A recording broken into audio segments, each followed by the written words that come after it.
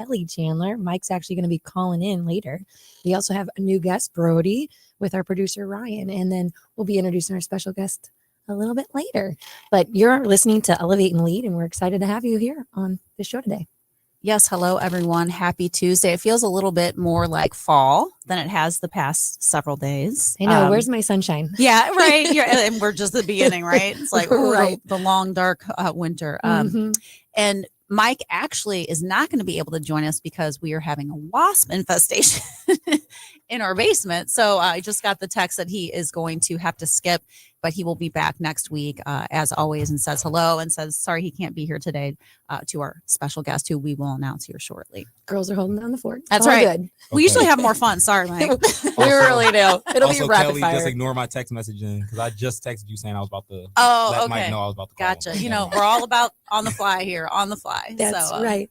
Well, we're going to do a quick recap of last week's episode with David Singer, which was amazing. He's a fire, isn't he? Fireball. He's funny. He's just that kind of, and he reminded me of Chip Smith. They have that dry humor where you're like, okay, it's just that funny monotone kind of humor. And I found it hilarious that he has 5 rats. I don't. On break, I'm like, he does. He had 5 rats. 5 rats. Okay. He didn't know one was a boy and one was a girl, but now now they're a family of 5. So that was definitely interesting and very unique. Had never heard of anyone with rats, but he was a great guest. And for those who didn't get a chance to listen, David is the president of Warehouse of Fixtures, TNG, which I had to look up at the time. It stands for the next generation, is a generational business. We have a guest here today that also has a multi-generational business who we'll get to in a minute. But he was great because he was authentic and he talked about the struggles that come with, taking over that business and getting through things like COVID, which a lot of people had to manage through. And he was able to hone in on the right types of customers to focus on versus trying to get that broad, approach. And it served him well. So it's pretty cool that he was able to jump in and earn his way to build that business back from his grandfather. It's pretty cool. Yeah, and it was completely unintentional. He was he wanted to be a lawyer. Is that right? Yeah. And he decided one summer he was going to sell all this furniture that his grandpa had, and he found out he really loved making those deals with customers. And then it turned into this business who's been around for, I think, 30 or something like that years, right there on Market Street. Yeah. And we talked a little bit about Mike and his company were actually customers. Experience Lab had all kinds of refurbished furniture. They don't like to say used, right? Because obviously, pre-owned, we like to say those nicer words, but their furniture is incredible. They refurbish everything. You would never know. And they're saving those pieces of furniture from landfills, which is also very cool. Yeah. So thank you, David, for joining us. And I think we're going to have his wife on at some point. Danielle, she was going to join us that day just for pictures and just to be in presence, but we're going to interview her in the upcoming months. She was actually sick with kiddos. So yeah, but they are a really cool couple. And she was in my last anthology, Living Well with Grit. So she's got a really cool story too. And she was with Edward Jones. She is with Edward Jones. Yeah. Oh, okay. Okay. And she's now working, I think, with Warehouse of Fixtures. No, but I think she supports him in regards to the language that they should use, like the refurbished. Gotcha. Gotcha. Yeah. Okay, cool. Awesome. Jennifer, do you want to update us on some of the things you've been involved with the past week or so? It's kind of been a whirlwind. Yeah. I don't even remember all the things that I've accomplished last week. We had 3 different speaking events. Well, I had 3 different speaking events on Friday, but one of them we got to do together, which was pretty cool. It was the 66th anniversary for the Eagle Summit. It was down at Gary Baker's facility at Undivided. And you got to talk about our radio show. Yes. And I got to talk about grit, the evolution of what grit was all about and my journey. And then I was invited to SLC3. It was down at Chandler Hill. It was a women's retreat. So I got to pour into these incredible women in the construction industry. And then the evening ended with the Missouri Women in Trades, which is an incredible gala highlighting women who are in the trades and watching them come together. This is their 7th gala, and I was invited to be their keynote. But what was really kind of surreal was I always talk about there was a lady in my childhood that told me that I was never going to graduate from high school, and it was an educator. Well, this wasn't that lady, but it was the tutor that knew that lady. Okay. Because I had to do private tutoring for so long, but it was so real. She was like, "Hey, did you used to go, to Lindbergh?" And I was like, "Yeah." She's like, "Did you model for JCPenney?" I was like, "Yes." She's like, "Was your dad really cute and always working on cars?" I was like, "Yeah." She's like, "Is he still married?" I was like, "Yeah." I was like, "Don't hit on my dad." But it was so funny because it was just so surreal. I mean, that would have been in like 1993. So Wow. Yeah. And then I saw the advocate that helped me with my situation with my personal life too, which is pretty cool because she advocates for women in construction. So it was a very surreal night, and I was just surrounded by such great people. Full circle for you in so many ways. It was wild. And how do you keep up with that pace? 3 speaking events in a day. Well, it's fun. Yeah. Red Bull? I don't know. I did have a Red Bull actually at dinner because I was like, I got to bring it to this keynote. But no, that actually like fills my cup. I really enjoy those kind of opportunities where I get to be in community and you see people like enjoying being there, and it's just good energy. Yeah. And you do a fantastic job. I do not do public speaking. I mean, yeah, radio is one thing, but I'm not wanting to get on the stage, and Jennifer's just total natural. And then there's me. I'm like, hello. But it's good to get the message out. It got me out of my comfort zone, which is wonderful. So I'm learning and growing too, but you set an amazing example, and it was fun to see you up there on stage. Well, it's funny because I would rather be at home, like by myself. And I've pushed myself out of my comfort zone because I feel like then you make a larger ripple effect, Totally. So, yeah, lead by example and totally get over that stuff. So, before we move on to the Ask and Elevate section that Mike typically does, we want to thank our sponsor, Bethany Shell. She is with Edward Jones, And when you're choosing a financial advisor, Bethany believes the first question is simple. Does your advisor take the time to really listen? Your goals, your family, your future, it should always be personalized, because financial planning isn't just about numbers. Life changes, and so does your financial situation. That's why Bethany partners with you every step of the way to help keep your strategy on track. And if you're brand new to investing, that's actually the best time to start. Bethany uses an established process to create a personalized strategy backed by advice, tools, and resources designed to help you reach your goals. You'll always have access to the information you need when you need it. Bethany says true wealth isn't about hitting a magic number. It's about having financial strategies that support a life you love. You can count on her to help you achieve what matters most, because the key to being rich is knowing what counts. Contact Bethany today at 314-648-2020. This is a paid-for ad by Bethany Shell, Edward Jones, member SIPC. Thank you so much, Bethany. And she's actually going to be one of our panelists for this month's Grit luncheon on the 29th. Yeah, very cool. Yeah, excited to see her in person again. Yeah, sweet lady. And she, as I mentioned this before, she has a freshman at Liberty, and we have a freshman at Liberty. So it's just a small world. So surreal. Yeah. All right. Well, I have to take over for Elevate and Ask for Mike. Yeah. This will be fun since I read so well. So, Brandon from St. Charles asks, how do you show up as a strong leader and you're emotionally drained, but the team still needs to do its best? So when you're emotionally drained, I haven't led big groups of people. I've led smaller groups of people, but it's tough when things are bugging you at home and you can't, or you don't want to translate that into your workday. It takes a lot to get up, pull yourself up by your bootstraps, as you always say, and just like get to, what needs to take place and show up as a leader and be strong. I think it's good to talk through some of those issues on a personal level without showing too much emotion or that it's going to rattle you as a leader. I think it's helpful to at least share that you're going through some struggles, or not necessarily struggles, but you might need a minute to refocus and that type of a thing. That's just my personal opinion. And I think when people who are in leadership positions are open about some of those things that happen at home, it's really kind of humbling, and it deepens that trust, and you give them a little bit of a break here and there, because every leader also is a human. So, I mean, you just have to give people the grace to be able to move forward with their life and lead with purpose and know that they're going to have some rough times to deal with. I would agree with everything like that. I think transparency is key, because sometimes when you're emotionally drained, you're going to start dropping those plates or dropping those balls, whatever analogy you use. Mm-hmm. So sometimes it's good to let people in and invite them into your world so they know what's going on. And then for me, like when I go into those situations, like I need to ask for help, right? Yeah. I can't just keep doing everything myself because I'm exhausted, or I need to intentionally take some time to reset. So then I do have a little bit more energy to give in and give my whole self to those spaces. But yeah, I think that transparency is really critical when you're having those emotional draining experiences, especially when you are a leader. Yeah. And you're supposed to look like you've got it all figured out, but that's really not the case, right? But I think when you are transparent, it does help build that trust, because you're being vulnerable.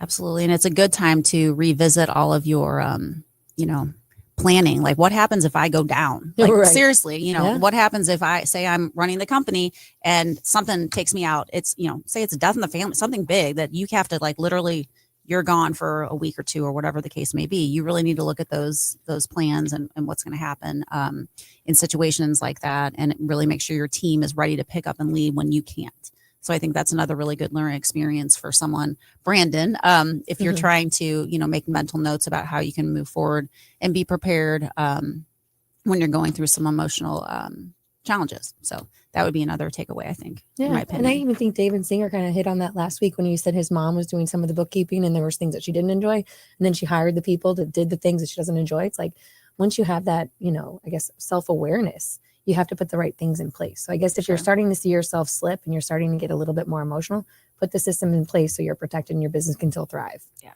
absolutely. I would agree with that. Well, all righty. We get to introduce my special guest today. I'm so excited. We have here Julia Yank. She is the CEO of Taylor Roofing. She's been one of my buds since the get-go prior to Grit. She was actually a part of Seat at the Table, which was the first organization I started before I actually started publishing books and started my women's association. She was in the very first book called Owning Your Grit, and I call her a true dear friend, and I'm really excited to have her on here today. But before I just blab on, I want you to introduce yourself and tell everybody a little bit about who Julia is. Well, I didn't know if I should jump in there and answer that question from Brandon, but I didn't know what the protocol was, but I talk a lot. Do it, please. I would just say I totally agree with both of the things you guys said. I would make sure you have somebody that you can confide in, whether it be a friend or a sibling or somebody that you can kind of talk those things through before maybe you step into the office. Everybody does have their own stuff going on, but so a lot of people wear their emotions on their sleeve, and it's pretty obvious when you step in if something's going on. So I would just say find that confidant. Like Jen, we talk all the time about business, professional, personal things. So I would just say have that person you can lean on and make sure you can get those feelings out or somebody to talk to before you have to step into that role at the office. That would just be my advice. And I know you're big with Vistage. That's probably your support group. I mean, it's one of the support groups, definitely. Yeah. I mean, I have a slew of friends that I lean on in all different types of industries. They've got issues. They're similar. They could be different, but employees, personal issues, everybody's got a lot of the same things going on and just at different levels. Vistage is definitely a great outlet for the business avenue because, again, different industries, non-competing, but everybody has the fundamental same problems in reality. So that's been an absolute blessing. There's 2 females in our group, which I'm very used to. I've always been in male dominated industries or put myself in those situations, which I actually enjoy. I feel it's a little more competitive, and I'm a very competitive person. Soccer background. Yeah. So tell us a little about who Julia is. What's your upbringing? So I actually was born in Kirkwood, Missouri. We traveled around quite a bit because my dad was a hospital administrator and my mom worked in the construction industry. So we moved from Missouri to Michigan to California and then finally to Illinois when I was in 3rd grade. So I really grew up in O'Fallon, Illinois most of my life and played sports. Competitive sports. I played soccer, ended up going to Missouri State. I had a full scholarship there. So sports and leadership are very much alike, and that has definitely helped shape who I am today. So I use a lot of those things that I learned throughout college and being captains of the teams and things like that to translate into business. Yeah. And I'm still friends with about 30 of the girls, and they're all successful women that live all over the country. So we keep in touch regularly. I mean, we have a text chain. You guys can imagine. I have to turn it off because and they all have kiddos. I do not, but they do. You do. You have a baby dog. I do have a puppy. Well, she's 5 now. She's a blue heeler. So they're a little crazy. Fierce. I love it. So that's kind of the background. After I went to school, I came back and worked in St. Louis, and then I moved around actually. So I lived in, I did my internship in Ecuador. I referenced that because I love traveling, and I think experiencing different people and different cultures is very, if you're fortunate enough to do it, please do it. Because you get to meet so many different people and just see different lifestyles and how different economies operate and cultures. So that was a great experience for my international business degree doing that. And then I came back and I worked in sales, different various industries, mostly manufacturing type of arenas. Top performer too, can I add? Again, which is strange. I always worked with all men. So one of the only females, typically in all the roles that I worked in. And then I actually moved around. Long story. Won't get into that detail. Maybe on another episode about relationships. Oh, shucks. We're going to need to do that. But I did move to Florida, and then I lived in Idaho and California, and then came back here and worked for a steel fabricating company for quite a long time, and traveled all over the U.S. and Canada, and kind of was the face of the business. And then 2019, my stepmom, who's actually our CEO still, we are working on that succession plan, and we bought more ownership in the company, and the plan is for us to completely take it over. She was looking at starting to step back, and I really never wanted to be in the family business, just because it can cause, or what I've heard, it can cause a lot of friction and issues. And we have a pretty tight knit family. So I was a little hesitant, but the opportunity was obviously great. So I didn't know everything I was getting myself into, but that's kind of how it started in 2019. I came to the business, and we started that process of me slowly taking over. That's incredible. Can I step back for a minute and ask you how? I talk a lot. No, and fast. it's fine. That's why we're friends. Well, yeah, I can relate. Tell me about Ecuador. How did Ecuador become your place? You chose it, or? So I had to do for international business degree. They required you to work for a multinational company and do a 6-month internship, or 4 to 6 month internship. So actually, my dad, who unfortunately has passed away from COVID in 2020, he had a friend that owned. It was called Yachana Gourmet, and they also had an ecotourism lodge in the rainforest. So my minor was also in Spanish. So I went to a Spanish speaking country. Sure. I couldn't be, I'm not fluent at it. I never was fluent, and I'm not fluent now, but I can understand more than I can speak.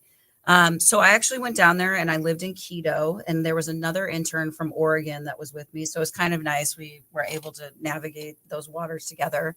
And we did, what we really did was worked in the office in Quito and helped them get fair trade certified and get into Whole Foods and different stores like that in the United States. Cool. So we did a lot of the marketing and research, and then we spent some time.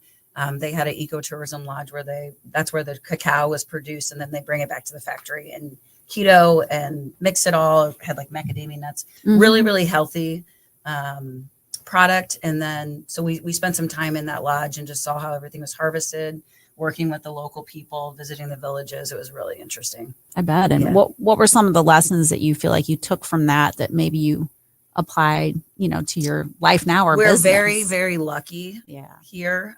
We have so many opportunities that a lot of people do not have.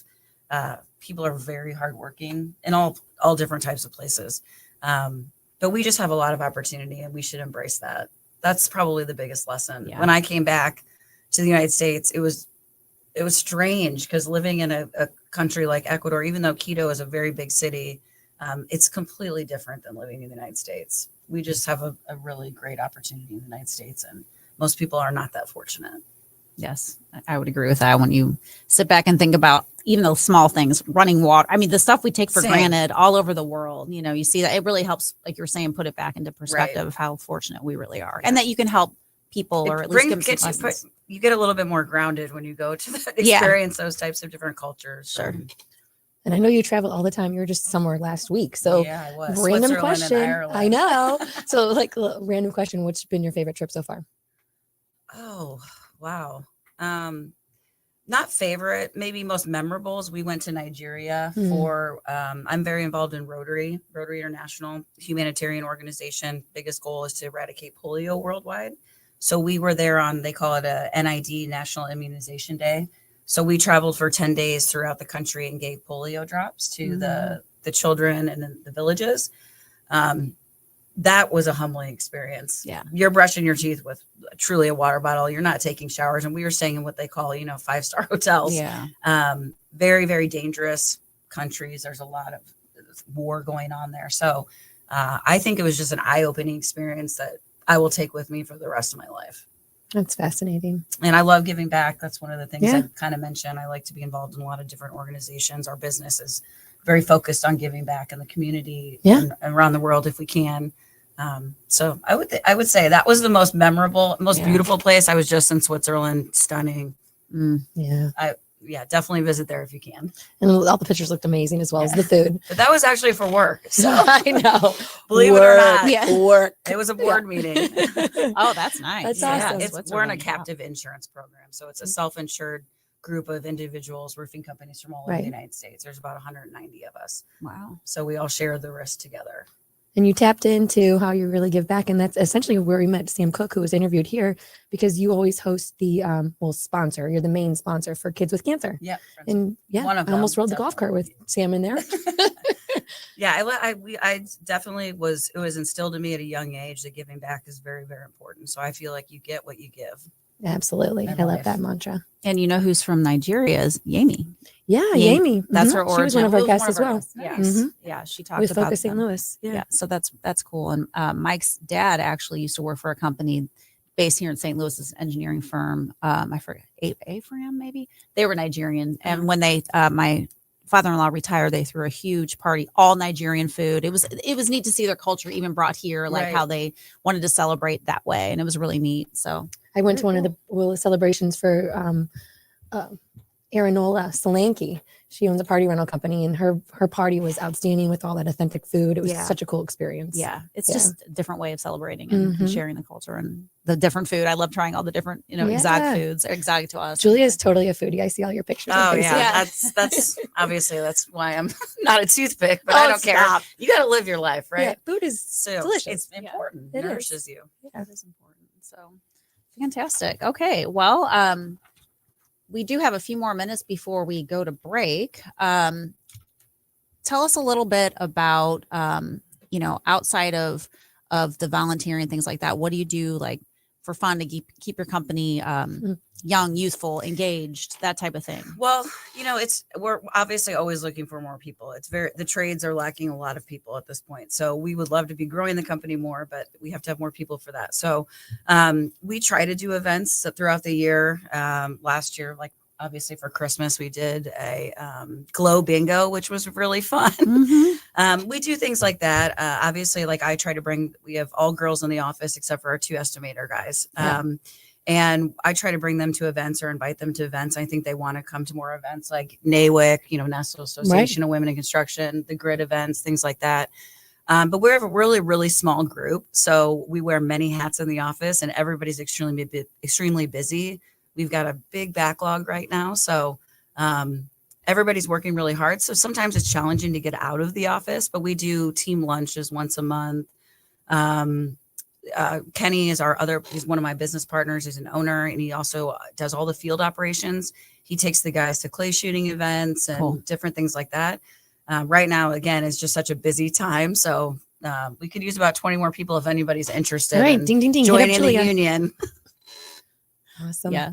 Well, we're going to head out to break in a minute, and then we'll get into more of the specifics of the business and questions about the future and things like that for your company. You are listening to Elevate and Lead on the Lube Information Station. We will be right back.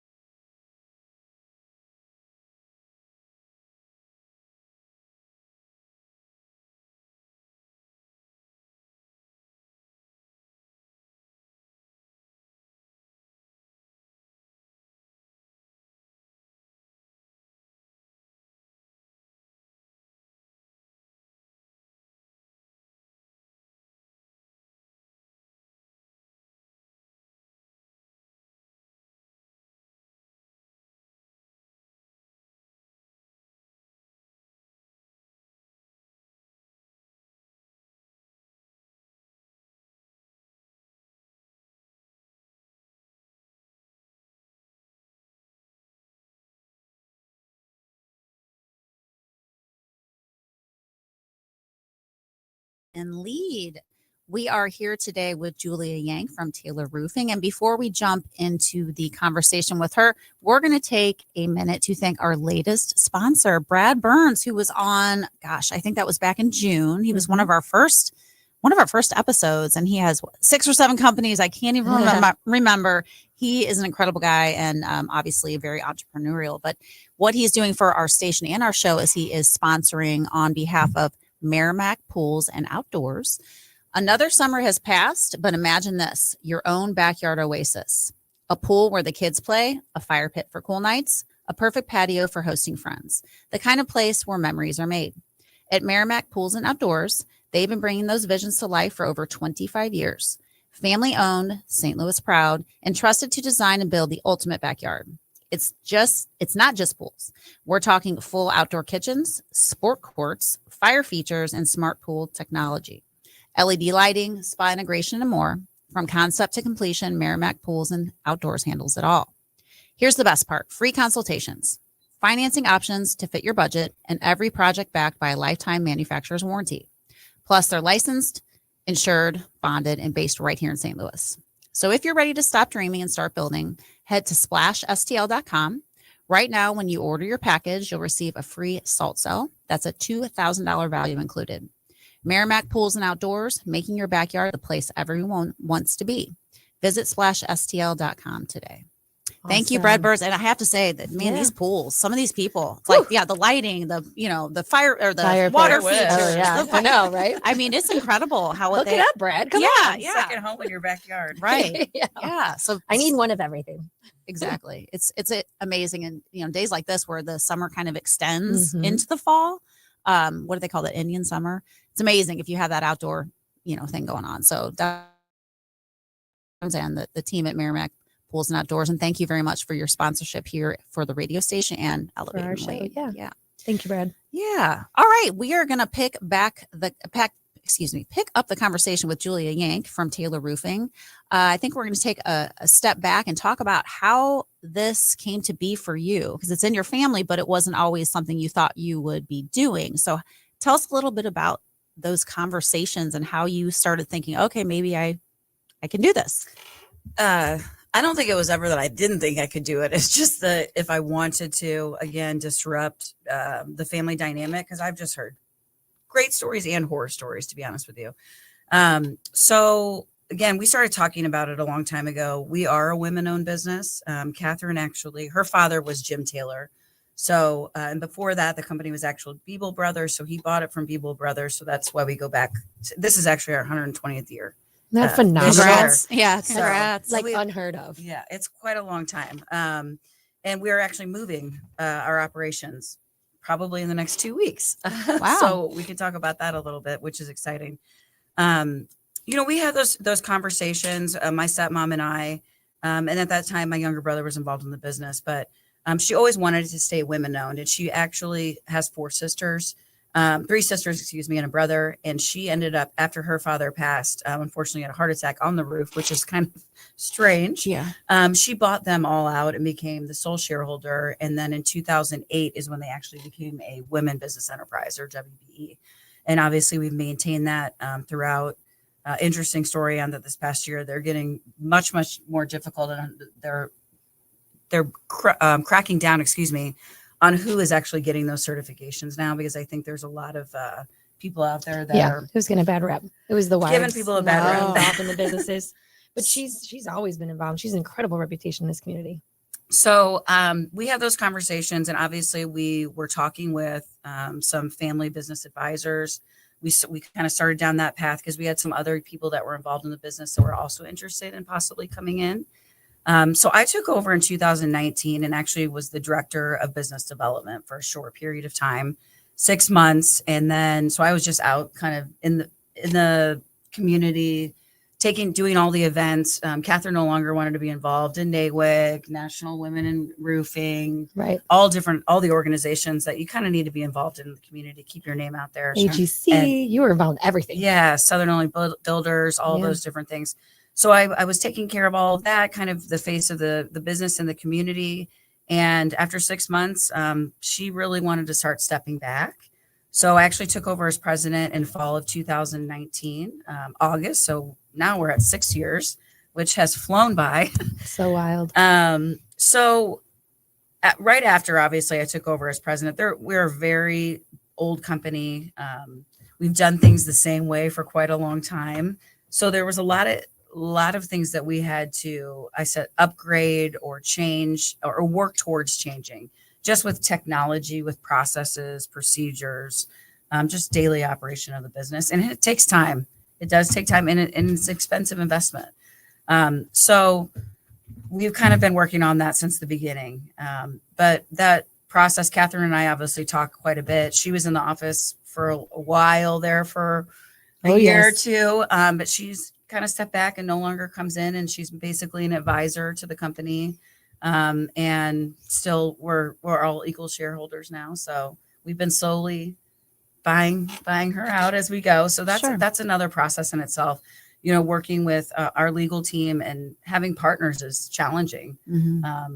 You have to talk through everything, and you're not making just those decisions yourself. You've got to think about everybody involved and how they're going to see a choice you may make from their perspective, or they may not want to go take the business in that direction. So it was a learning experience. And I think you've done a great job in regards to like keeping the culture consistent, you know, through those transitions. I know that was kind of concerning, you know, different people in leadership, but you've been able to really implement that culture and I think strengthen it through those transitions. Yeah, we've had a lot of changes. We've had people retire. We've had, you know, legacy employees that just, unfortunately, you know, the world has changed. They don't want to be, they want to, you know, they want to do something else in business. But we've had a lot of people retire. So we have a lot of new blood in the business the last couple of years, a lot of great employees. And what I'm trying to do is find people that are better than me or better than anybody that they can bring their A game and show us something new and help us develop a better way of operating.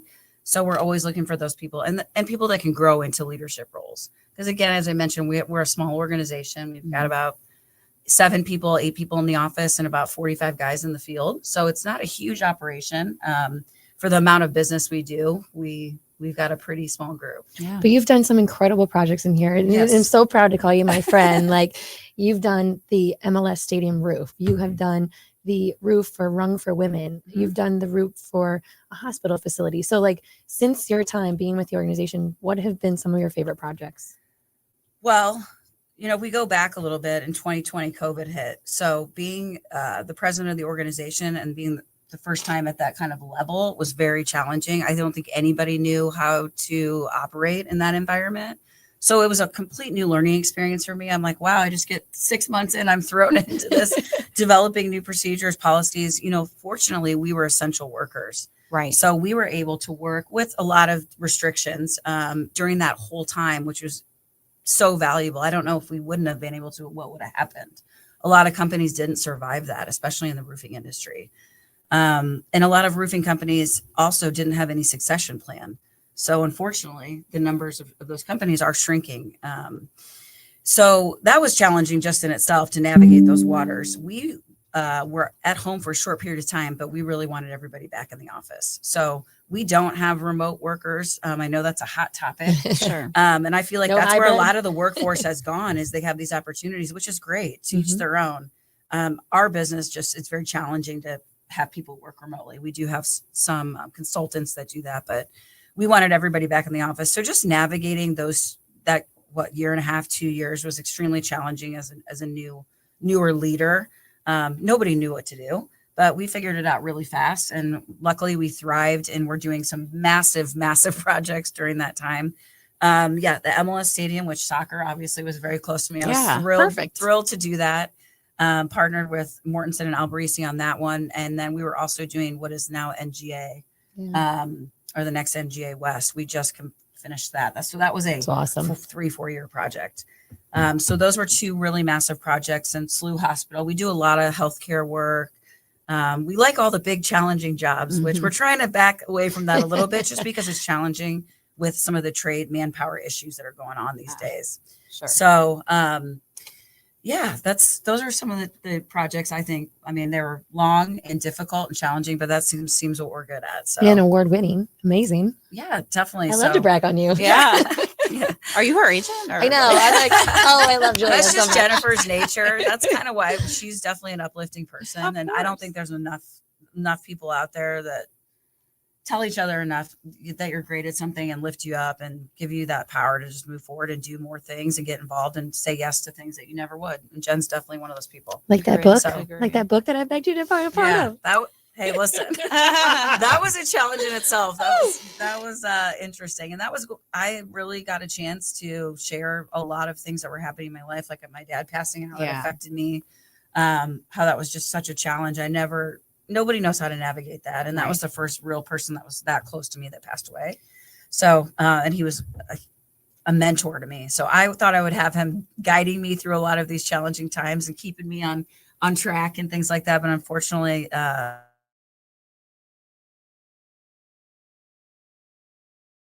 it was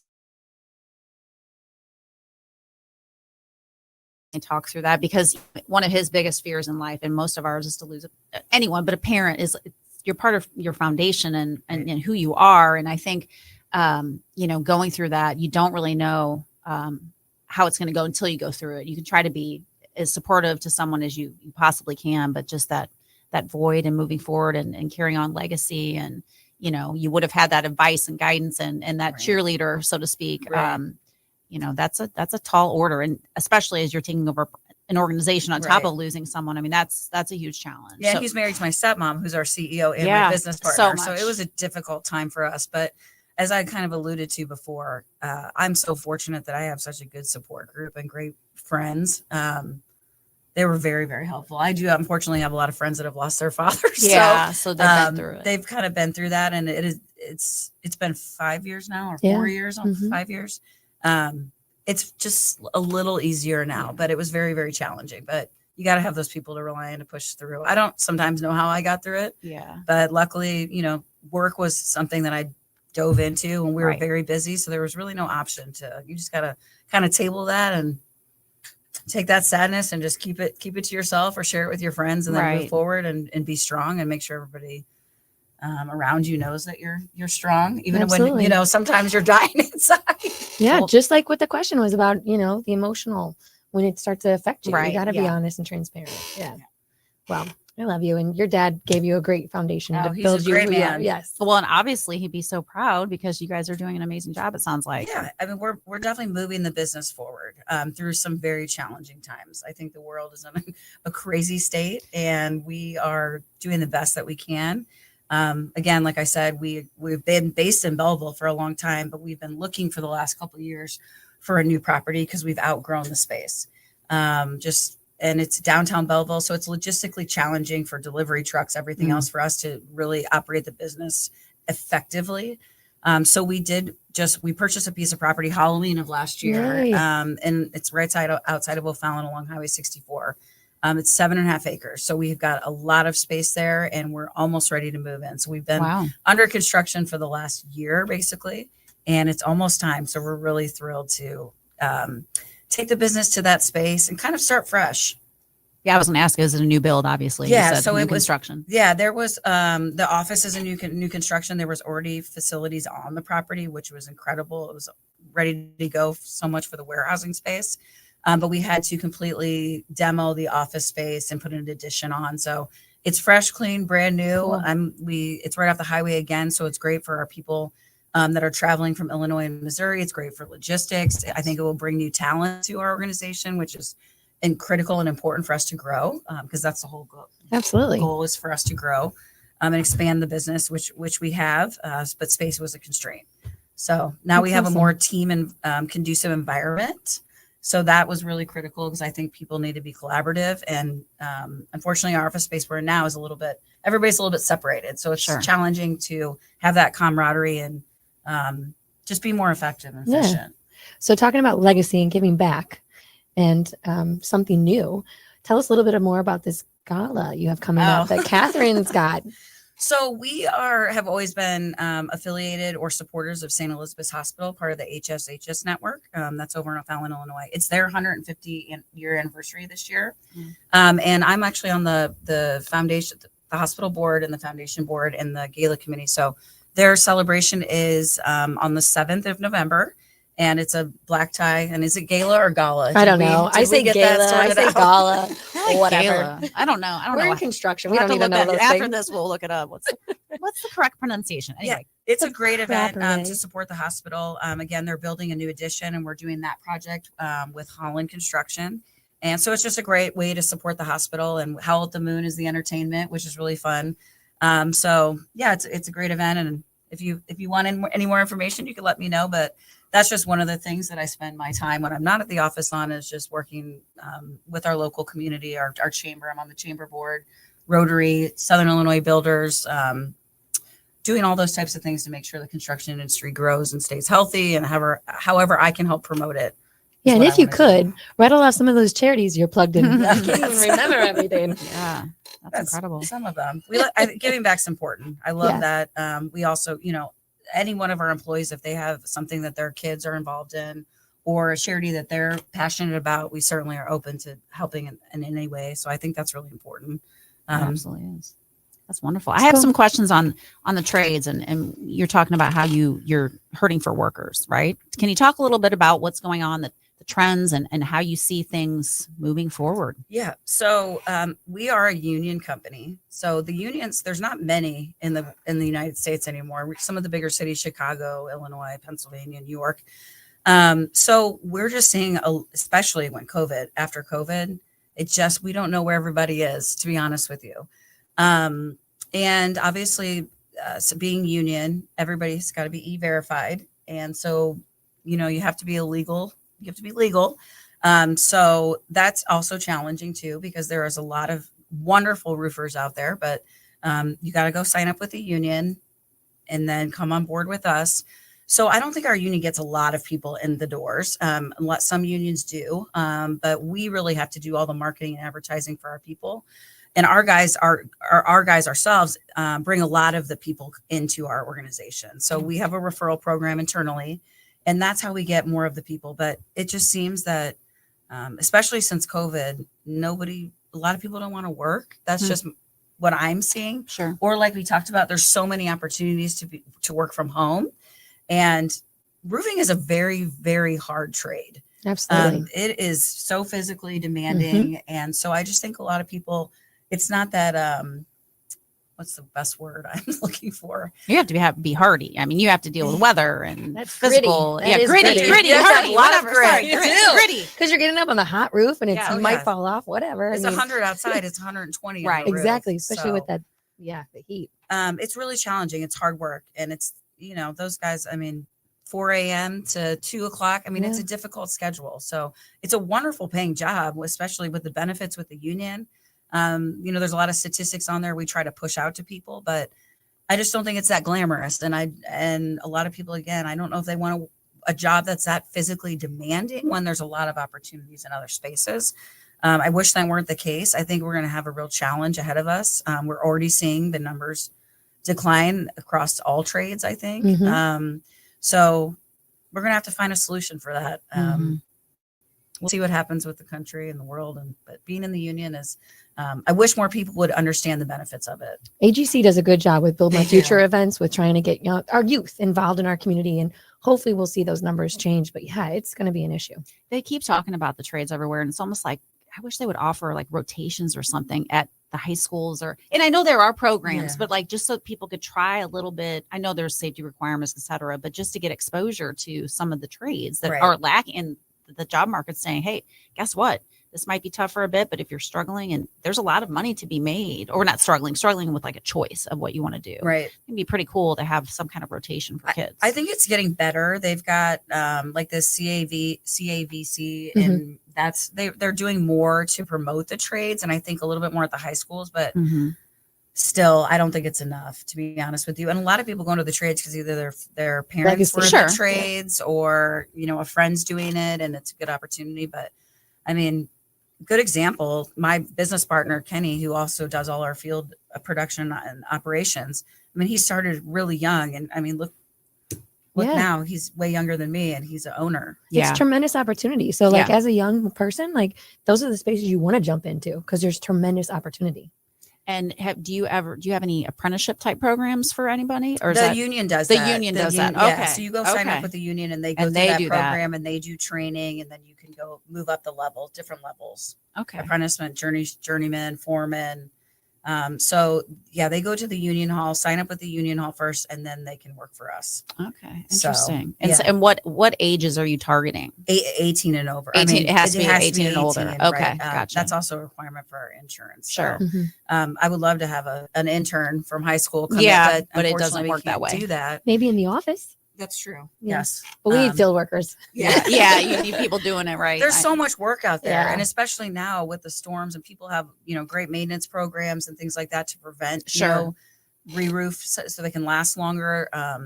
But everybody needs more people. I mean, that's just a challenge. I mean, it's not just us, it's everybody. Yeah. So I don't know. We just got to keep promoting it, keep talking about it, go to the trade events and support our union as much as we possibly can. Sure. A lot of rules and regulations. Yes. It sounds like that you're dealing with, plus a shortage of people. So, I mean, that's a big challenge. Would you say that's probably your biggest challenge as a company? Yes. Yeah. We need more manpower, I would Okay. say. The work's there. Yeah. The work is there. I think everybody, especially in this market with the weather we have, the tornadoes. Tornadoes. Yeah, sure. You said backlogged. We did some Yeah. work there. Yeah. And we have a pretty big backlog. So yeah, I would love to knock out some more of these jobs, but I think everybody's in the same boat. Sure. They're just looking for more people. So I wish people would just learn about the trades and get involved or try it out at least and see what the unions have to offer. I agree. I second that. I just wanted to say something real quick. My high school, St. Mary's, is very, very strong in the trades. If you want to talk to any high schoolers or anything, I'm also going up there today. So it'd be really nice because they have a whole program where they start from high school and then going. Nice. Journeyman. Right. Yeah. Ah, nice. That's excellent. Okay, hook it up. Yeah. Good to know. That's wonderful. Well, are there any other, questions or things you want to share with the audience before we wrap? We're getting close to the end. Maybe about your website or thing. Yeah, anything else? it's taylorroof.com if you want to check it out. That'll probably be completely revamped again. I think I took that over and revamped it in 2019, and it's Ooh. probably time since Yeah. we're moving, and we Yeah. have completed a lot of amazing projects that we certainly want to highlight. But anybody can reach out to me anytime. I'm open for a conversation about women in leadership, about roofing industry in general, our company. Anybody's facing similar challenges in the trades or just in general in business or life. No, I mean, we're always one of the biggest things I do want to mention, though. We talked about preventative maintenance. Yeah. You'll probably see in our media that we have out there all the time is identify the problem before it becomes a big problem. So we have a maintenance program and maintenance team members. Technically, when you start servicing customers' accounts like that, and you're in there, the roof system, it's much easier to mitigate those issues before they got to replace the whole thing. Sure. Because, roofs can last 20, 30, 40 years, depending on the quality of the company that put it on. Yeah, that's awesome. I love that. Absolutely. Check out their maintenance program. I appreciate you guys having me on. Yeah, today. it's Thank been you so fun. much. It's really been fun. super Absolutely. fun. Julia, thank you so much for spending your morning with us today and Absolutely. sharing Anytime. your incredible journey. Next week, we actually get to have a GRIT member on, Heather Kemper. She's with Miriam School Learning Center, which really helps those with disabilities. So we will see you next week. You're listening to Elevate and Lead.